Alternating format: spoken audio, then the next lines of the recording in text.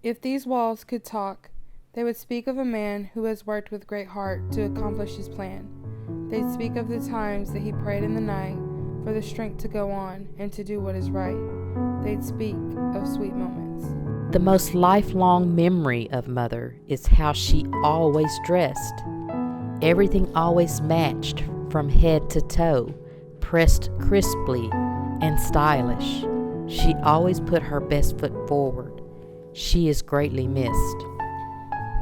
What hurt the worst was when she would realize that her memories were gone. It would only be for a few moments, but in those moments of clarity, we would sit together in tears.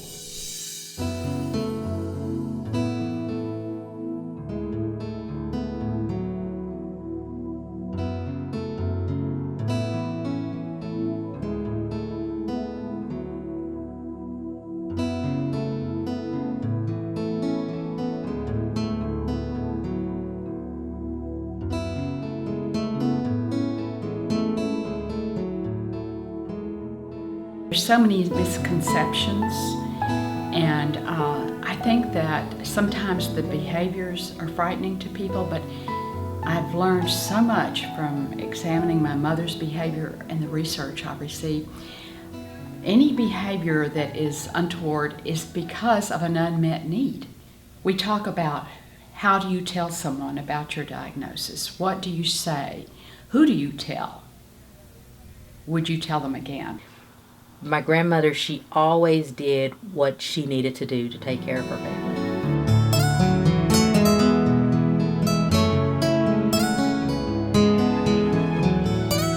Irregardless of what was going on, she always threw herself in the brunt of everything. I remember a lot of it. I remember her garden and how big her garden was, because my grandmother definitely had a green thumb. She could plant anything, she could grow anything, she could take care of anything. And she had animals. She had geese, chickens, she had it all. And as little girls, we would run into the backyard, through the garden, barefoot. When it was summertime and we wanted a watermelon, all we had to do was go out to the garden, get a watermelon, bring it in. Cantaloupe, whatever you wanted, you name it, she was growing it.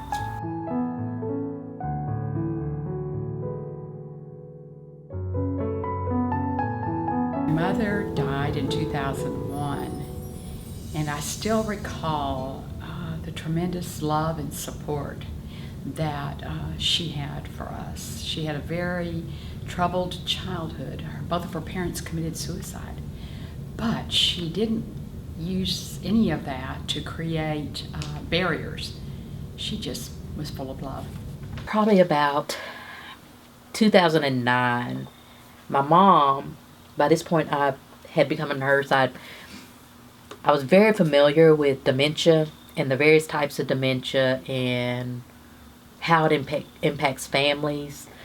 I had just experienced with my dad, his grandfather having dementia and living next door to us as a high schooler, but still didn't quite understand it and didn't really get the whole understanding until after going to nursing school and going into the nursing profession, and then actually having to be the director over a dementia unit where I had to go through special dementia training just to be able to take care of patients that had this condition and the different types of condition. And so in dementia, I've seen so many different sides to it. And about 2009, my mom, when she would talk to my grandmother, because she would talk to her at least once a week, she started to kind of pick up on some things and notice some things. And then she kind of started talking to me about it. And I just kind of brought it to her attention. I said, Mom, I said, it sounds like she might have some early signs of dementia. The part of the brain that's shrinking with Alzheimer's disease, that's causing much more shrinkage than the 10%. And with Alzheimer's disease, we believe it begins right here above the ears in something called the hippocampus. And it's kind of like having a big photo album in your brain, and you are losing the most recent pictures. Okay, like what did you eat for breakfast? All those things are gone. But you can look back 30 or 40 years and remember everything in really graphic detail. You know, it's really incredible. It wasn't a week later. My mom got a call from my aunt, and my grandmother had fallen again.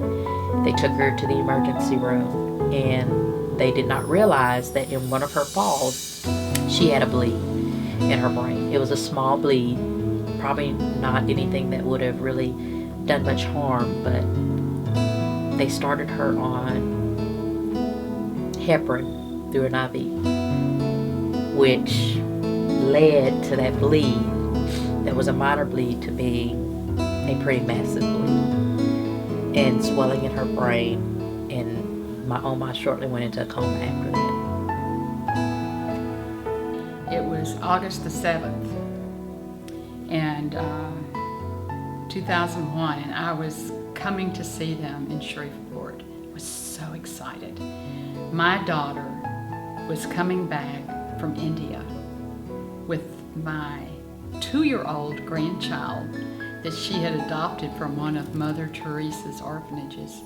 And I cleaned out my trunk, and I had room for my mother's wheelchair, and I was going to surprise her, take her to see that baby get off the plane. So I walked in, I was getting ready to go in the house, and my dad had called me and said, "Your mom has on lipstick. That means she's going to ask you if she can go to the airport." And I'd already told him, and he was just laughing because, you know, she didn't know that we had this secret planned. So I walk in the door, and my mother is lying on the floor choking to death. My dad comes running in from the backyard as I'm coming in, and we both race to her, and I can see that she's choking, and I'm unbuttoning her blouse. I'm getting ready to do chest percussions, and he pushes me away, and he said, "No, she hasn't had anything to eat." I said, "Dad, she's choking to death." He pushed me away, and she died.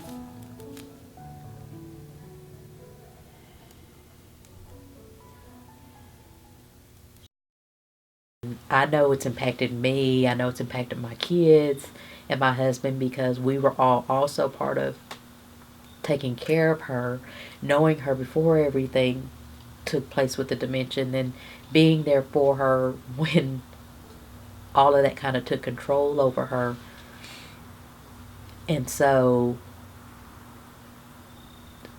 I take those memories and I add them to all my other memories of her when I was little, and